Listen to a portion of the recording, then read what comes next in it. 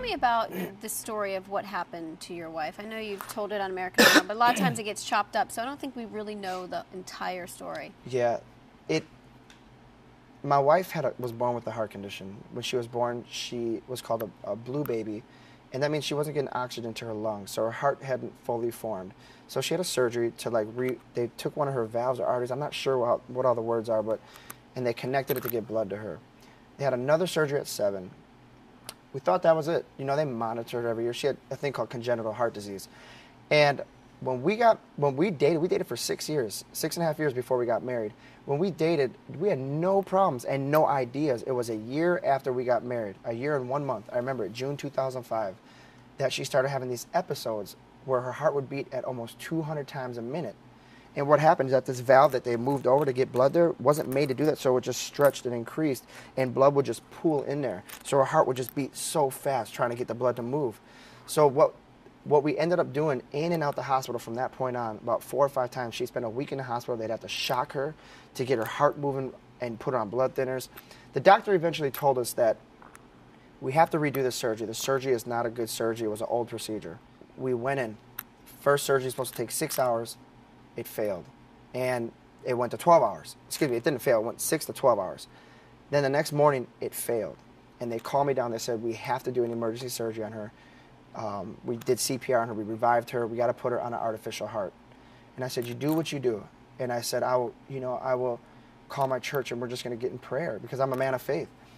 And when that happened, she started getting better after they put her on the artificial unit, and the heart actually came out, and it would just beat. And I remember, we'd go in the room, we'd pray with her, I'd sing to her, and I remember it was the last night we were in the room till 3:30 in the morning, and I remember I sang to her, and I remember she started crying, and the nurse pulled it out. I said, because she never came out of consciousness from this last surgery. I said, she said, those are real tears. I said, really? And I was crying, she was crying, and at 7:30 I got a call. They said, there's nothing else we can do. I was so devastated. I was so hurt. My life was like the rug was just pulled beneath me, and I convinced them to do one last procedure to see if they can loosen up some arteries or something like that. And finally, that procedure didn't work, and they pushed her back into the room.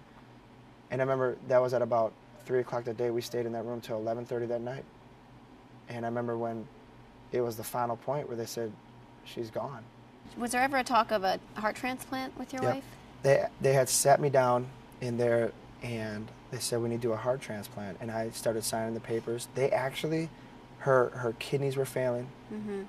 Her heart was failing. There was actually 2 transplants that they wanted to do because her body just was not recovering from the procedure. She had a 90% survival rate from the surgery. A routine surgery that should have just been, honestly, 10% chance of dying. They do it to patients all the time with congenital heart disease. Turned into this huge fiasco, so to say. And it devastated me. I mean, still, it hurts to this day, but it's funny because the one thing that got me to get up was hope. If you have no hope, you're not going to go towards anything. But I had a hope in me, and my hope was, well, maybe, I'm a tryout for American Idol. Maybe I can tell the whole world who she was and what she stood for. Back in February is when you talked about auditioning for American Idol. Did she know, there was a possibility she could die, and that's why she wanted to do it? Or it was just like, honey, you should try out for American Idol. You'd be great. Well, here's the story behind that is she was a huge American Idol fan. But I worked in the evenings for years I worked in the evenings, so I never got to watch a show.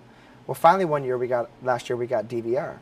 So she recorded them all. And I would come home after work late night, and I'd watch them. And I'm like, man, I need to do this.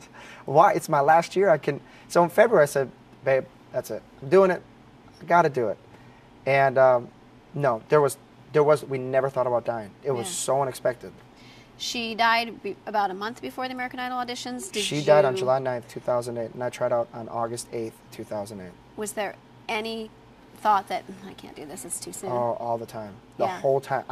If you talk to the people who I went with, I was crying. I'd be crying at one moment, then I'd be okay the next moment.